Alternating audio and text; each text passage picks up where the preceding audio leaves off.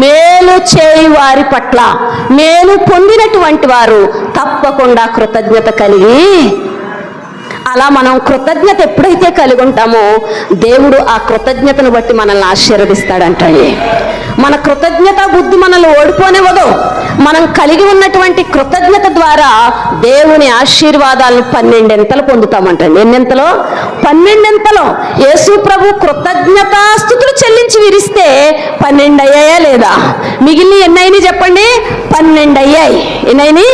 12 అయినాయి. మనలో ఉన్న కృతజ్ఞత 12 మనల్ని ఆశీర్వదిస్తుంది. అందుకే సాతానుడు అంటాడంట, ఎప్పుడో ఏదో చేస్తే నువ్వు గుర్తుపెట్టుకోలేటి, ఎప్పుడో ఏదో చేస్తే నువ్వు ఇంకా లోబడాలేటి, ఎప్పుడో ఏదో చేస్తే నువ్వు ఇంకా మాట వినాలేంటి, మానే అంటదంట. ఎందుకోసం?